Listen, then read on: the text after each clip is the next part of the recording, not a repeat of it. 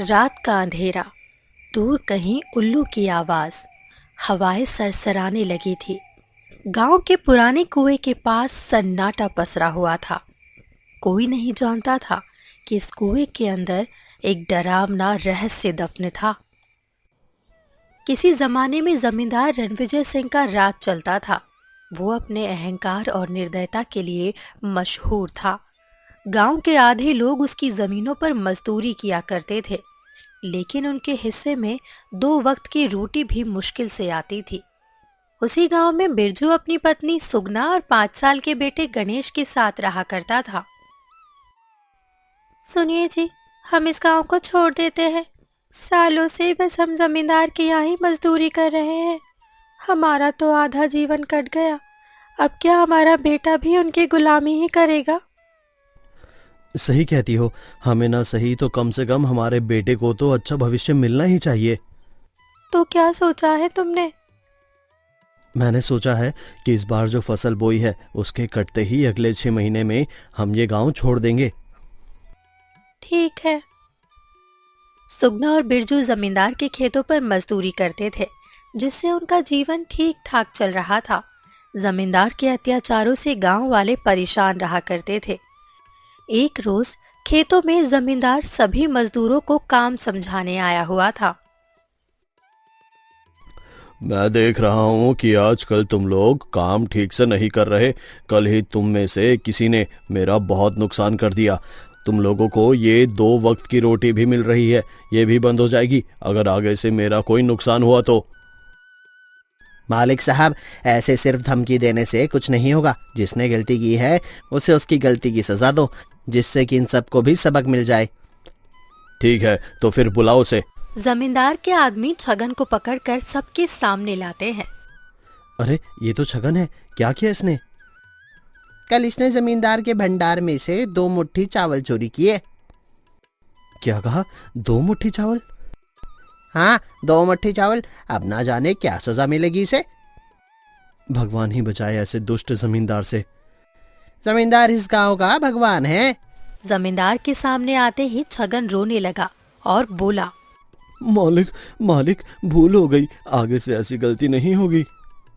हमारे राज में गलती से भी कोई गलती करने का नहीं सोचता, और तुमने इतनी बड़ी गलती कैसे कर दी? मेरी माँ भूख से तड़प रही थी। मैं अगर खाना नहीं ले जाता तो वो मर जाती। ये बात तुम्हें कर्जा लेने से पहले सोचनी चाहिए थी। अभी कर्जा चुका दो और फिर अपनी अनाज की बोरियों को आजाद कर लो। ले जाओ अपनी फसल, फिर पेट भर के खाना खाना। आप जानते हैं मैं ऐसा नहीं कर सकता, लेकिन इंसानियत के नाते तो आप मेरे परिस्थिति समझ सकते हैं। तुम्हारी परिस्थिति को समझना मेरा काम नहीं। अब 2 मुट्ठी चावल चोरी करने की सजा ये है कि तुम यहाँ हम सबके सामने 2 मुट्ठी रेत खाओगे। जमींदार की बात सुनकर वहां पर मौजूद सभी लोग चौंक उठे और बिरजू बोला, ये तो अन्याय कर रहा है। न्याय की हवा चलनी तो यहाँ से बंद हो चुकी है कब की। लेकिन ये गलत है, हमें इसके खिलाफ आवाज उठानी चाहिए। आवाज उठाने की हिम्मत है तुम में? अगर कुछ कह सकते हो तो जमींदार के सामने जाकर बोलो। एक दिन आवाज जरूर उठाऊंगा। ऐसा कहकर बिरजू अपने काम में लग गया और छगन रोते हुए वहां पर डली हुई रेत खाने लगा। कोई उसकी मदद करने के लिए आगे नहीं आया। इस बात को 2 दिन बीत गए। छगन 2 दिन से काम पर नहीं आया था। अरे मुनीम जी, छगन नहीं दिख रहा, कहाँ है आजकल? जमींदार जी, आप तो गांव से बाहर ही थे, आपको क्या ही पता चलेगा। जिस दिन आपने छगन को सजा दी थी उसी दिन उसने आत्महत्या कर ली थी। तभी अब इन सब लोगों की नजरें आज झुकी हुई है। आपका ही खौफ है। अब कोई ऐसी गलती करने का सपने में भी नहीं सोचेगा। जमींदार हंसने लगता है। धीमे धीमे समय बीतने लगता है। एक दिन सुगना ने बिरजू से कहा, क्यों जी, गांव में फसल का क्या हाल है? क्या बताऊं, अब इस बार बारिश भी ठीक से नहीं हुई। ऐसा लगता है कि इस बार फसल नहीं होगी।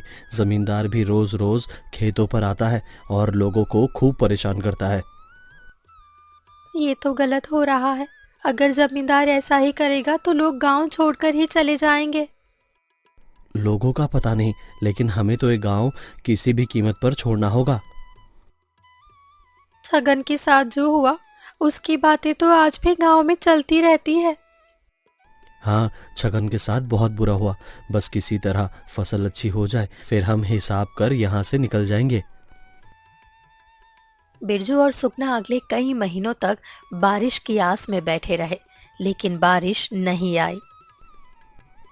तुम लोग अपना खून पसीना डालो, लेकिन मेरी फसल का बीज खराब नहीं होना चाहिए। तालाब से पानी लाओ और मेरे खेतों में सिंचाई करो। सारे मजदूर ये सुनकर घबरा गए और बिरजू आगे आकर बोला, लेकिन मालिक, वो तालाब तो बहुत दूर है। तुम लोगों को मैं पैसे किस बात के दे रहा हूं फिर? लेकिन मालिक, ये जुल्म है। आगे दो शब्द भी कहे तो बहुत बुरा होगा। समझ गया। सभी मजदूर मिलकर तालाब से पानी भरने के लिए निकल जाते हैं, लेकिन तालाब पहुंचकर भी निराशा ही उनके हाथ लगती है। यहाँ तो ये तालाब भी सूख चुका है, अब हम क्या करेंगे? अगर जमींदार के खेतों में पानी नहीं गया तो वो हमें खाने के लिए अनाज भी नहीं देगा, और ऐसे अकाल की स्थिति में हमें अपनी जान ही गंवानी पड़ेगी। अब हम क्या करेंगे? जमींदार के पास तो जाना ही होगा। सारे मजदूर मिलकर जमींदार के पास पहुंच जाते हैं और जमींदार उन्हें खाली हाथ देखकर तिलमिला उठता है। क्या तुम लोगों को अपनी जान की परवाह नहीं है? तुम लोग खाली लौट आए। वो तालाब सूख गया है। तालाब सूख गया है मतलब अब तुम लोगों को काम पर आने की जरूरत नहीं है। अगर हम काम पर नहीं आएंगे तो फिर आप हमें अनाज नहीं देंगे, हम खाएंगे क्या? तुम लोगों को पालने की जिम्मेदारी नहीं है मेरी। चलो अब जाओ यहाँ से और कल से काम पर नहीं आना। बिरजू और सारे मजदूर वहां से चले गए। बिरजू को उदास देखकर उसकी पत्नी ने कहा, क्या हुआ, आज खाली हाथ कैसे आ गए? आज का अनाज कहाँ है? आज का कोई अनाज नहीं मिला और अब मिलेगा भी नहीं। क्या कह रहे हो? हाँ, सही कह रहा हूँ। फिर हम क्या खाएंगे? और हमारा बच्चा, वो क्या भूखा रहेगा? अभी तो घर में जो बचा है उसी से काम चलाओ। ठीक है।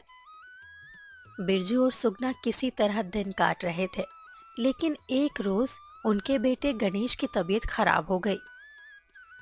सुनिए जी, इसका बुखार तो उतर ही नहीं रहा। यही तो मैं भी देख रहा हूँ, ना जाने क्या करूँ अब। आप कुछ कीजिए ना, पानी भर लाइए आप। वैद्य जी ने पानी पिलाते रहने को कहा है। ठीक है, मैं ले आता हूँ। बिरजू मटका लेकर पानी भरने के लिए निकल जाता है। वो गांव के कुएं पर जाता है। वहां भीड़ लगी हुई थी। अरे क्या हुआ? ये कुआं भी सूख गया। अगर ये भी सूख गया है तो अब हम पानी कहाँ से लेंगे? अब तो बस एक ही कुआं बचा है, वो भी जमींदार का। जमींदार अपने कुएं से पानी लेने क्यों देगा? इसीलिए अब हम लोग गांव छोड़कर जा रहे हैं। बिरजू मटका लेकर घर लौट आता है। घर आकर वो देखता है कि उसकी पत्नी बहुत परेशान है। पानी मिल गया क्या? ये देखिए, गणेश की हालत बहुत खराब हो रही है। बेचारे का मुंह सूख रहा है। पानी ला दो जल्दी। पानी नहीं मिला। पानी नहीं मिला तो आप वापस क्यों आ गए? किसी तरह पानी का इंतजाम कीजिए, नहीं तो इसकी हालत खराब हो जाएगी। गांव का आखिरी कुआं भी सूख गया है, अब पानी कहाँ से लाऊं? आखिर कुआं भी सूख गया। यहाँ बेटे की तबीयत खराब है और आप सोच रहे हैं पानी कहाँ से लाए? जमींदार का कुआं ही बचता है अब, लेकिन वो पानी क्यों देगा? एक बार जाकर देखो, शायद पानी मिल जाए। ठीक है। बिरजू जमींदार के घर पानी लेने के लिए जाता है। उसके कुएं के पास लोग पहरेदारी कर रहे थे। वो कुएं के पास जाता है और लोगों से कहता है, भैया एक तरफ हो जाओ, मुझे थोड़ा सा पानी लेने दो, मेरा बच्चा प्यासा है। अरे नहीं नहीं, जमींदार साहब का सख्त आदेश है, कोई पानी वानी नहीं मिलेगा। अरे एक लोटा पानी दे दोगे तो क्या कुआं खाली हो जाएगा? लगता है ये ऐसे नहीं मानेगा, जमींदार साहब को बुलाओ। वो आदमी जमींदार साहब को बुला लेता है और जमींदार वहां आकर बिरजू के हाथ से मटका छीनकर तोड़ देता है। तुम यहाँ पानी लेने किस हक से आए हो? मालिक, मैं जीवन भर आपकी गुलामी करने को तैयार हूँ, लेकिन मेरा बेटा प्यासा है, उसे पानी चाहिए। तुम्हारे बेटे को पालने की जिम्मेदारी मेरी नहीं है। ये कुआं मेरा है, तुम्हारा नहीं। सिर्फ एक लोटा पानी दे दो, उसके बाद कभी भी मैं इस कुएं से पानी लेने नहीं आऊंगा। चले जाओ यहाँ से और आगे कभी मत दिखना। बिरजू उदास होकर जाने लगा। इधर गणेश की तबीयत खराब हो रही थी। माँ, बहुत प्यास लगी है माँ, पानी चाहिए। चिंता मत करो बेटा, अभी तुम्हारे बाबा पानी लाने गए हैं। ले आएंगे ना वो पानी? हाँ बेटा, वो ले आएंगे पानी। बिरजू की पत्नी अपने बेटे को सांत्वना दे रही थी। उसकी तबीयत बिगड़ती जा रही थी। इधर बिरजू एक बार फिर खाली हाथ घर लौट आया। आप पानी ले आए? नहीं मिला पानी, वो जमींदार आ गया और उसने पानी लेने नहीं दिया। गणेश की हालत देखिए आप, उसको पानी चाहिए। बेचारा इसी उम्मीद में दरवाजे की तरफ देख रहा है कि उसके बाबा पानी ला रहे होंगे। क्या करूं मैं अब, मुझे भी कुछ समझ नहीं आता। आप रात में चुपचाप जाकर पानी भर लाना। ठीक है। बिरजू और उसकी पत्नी रात होने का इंतजार करने लगे। रात होते ही बिरजू पानी लाने के लिए निकल पड़ा। जमींदार ने कुएं के पास लोगों को लगा रखा था। मुझे इन्हें किसी तरह से यहाँ से दूर हटाना होगा। आदमियों का ध्यान भटकाने के लिए बिरजू ने एक तरफ पत्थर फेंक दिया और वो लोग उस तरफ चले गए।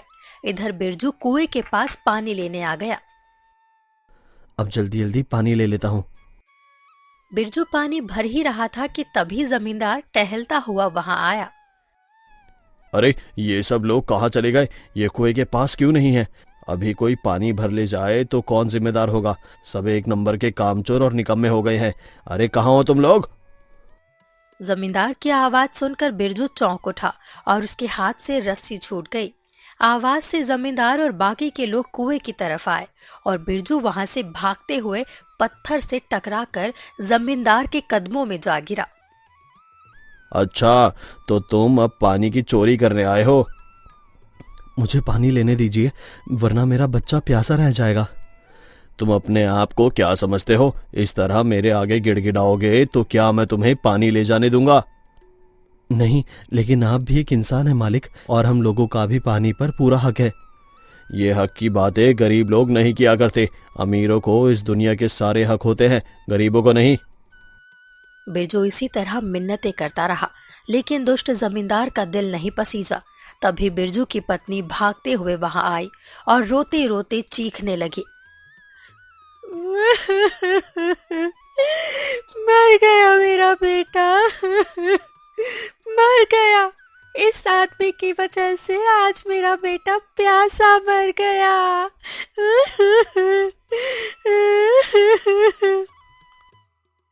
ये यहाँ क्यों शोर मचा रही है? अपना तमाशा बंद करो।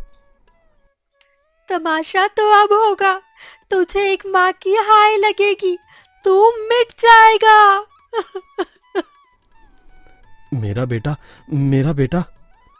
तुम सब खड़े खड़े क्या देख रहे हो? भगाओ इन लोगों को यहाँ से। सारे आदमी बिरजू और उसकी पत्नी को पकड़ने के लिए आने लगते हैं।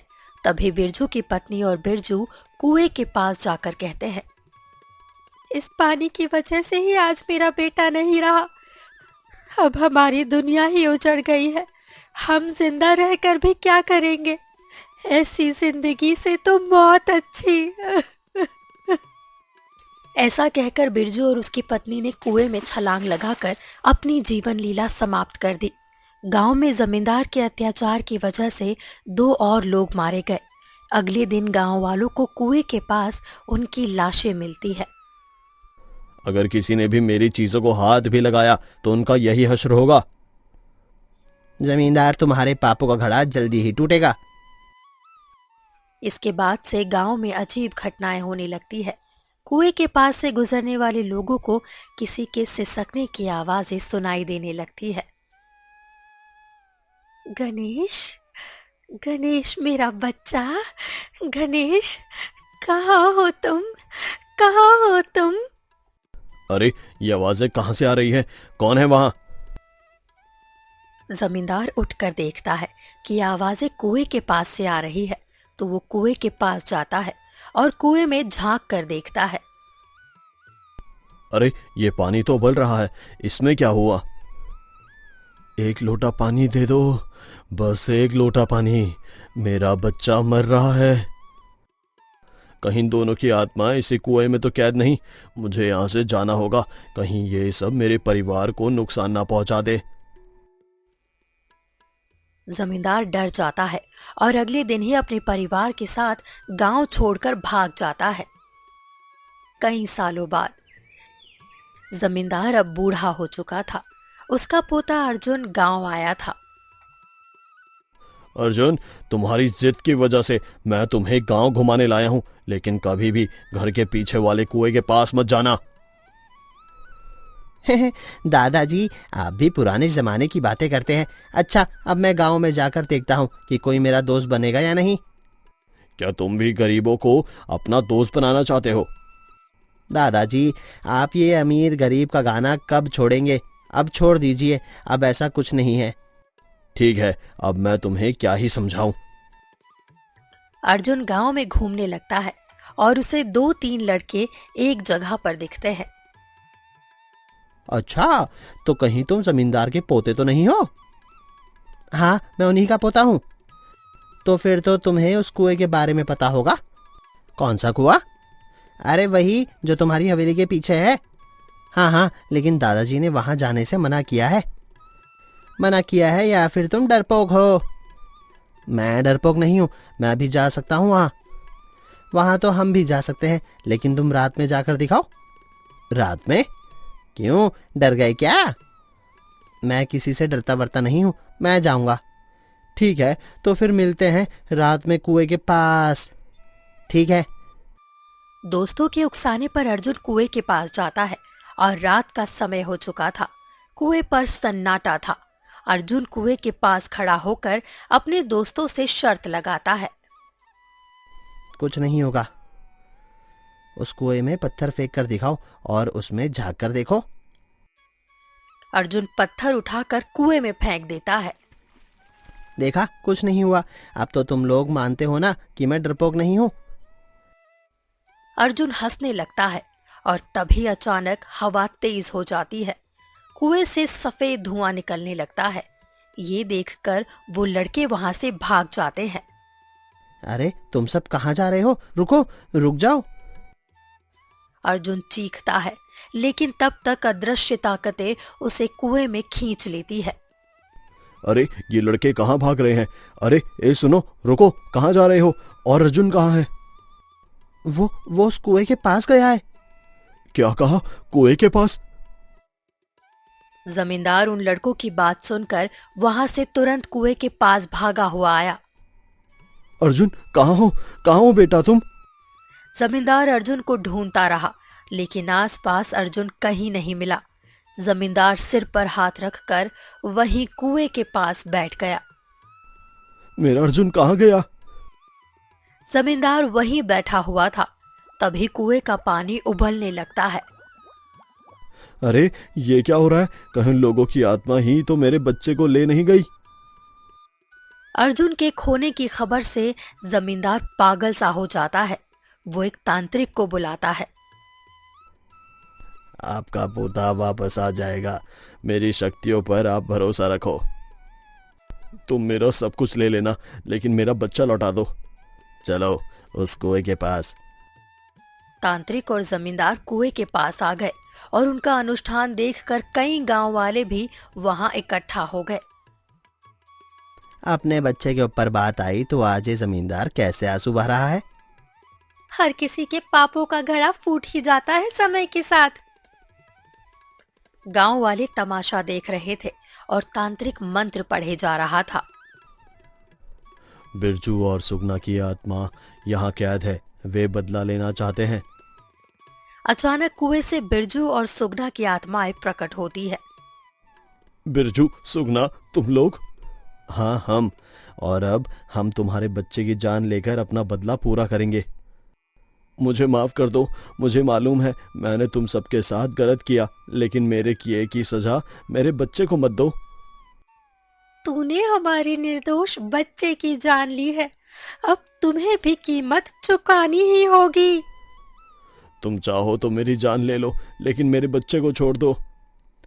हमारे बेटे की जान तुमने ली, अब हम तुम्हारा वंश मिटा देंगे। मुझे मार दो मगर मेरे पोते को छोड़ दो। देखो इसकी शक्ल तुम्हारे बेटे जैसी है, ये भी तुम्हारा ही बच्चा है। बिरजू और सुगना अर्जुन की ओर देखते हैं और अचानक उनकी आंखों में नरमी आ जाती है। हमारा बेटा भी तो ऐसा ही था। आत्माएं अर्जुन को छोड़ देती है और अंततः मुक्त हो जाती है। तुम लोगों का बहुत बहुत धन्यवाद मेरा बच्चा वापस लौटाने के लिए। लेकिन जमींदार का अंत अभी बाकी था। जमींदार रोता हुआ कुएं के पास जाता है, तभी उसका पैर फिसल जाता है और वो कुएं में गिर जाता है। अंततः जुल्म का अंत हो जाता है और उस कुएं को गांव वाले हमेशा के लिए बंद कर देते हैं।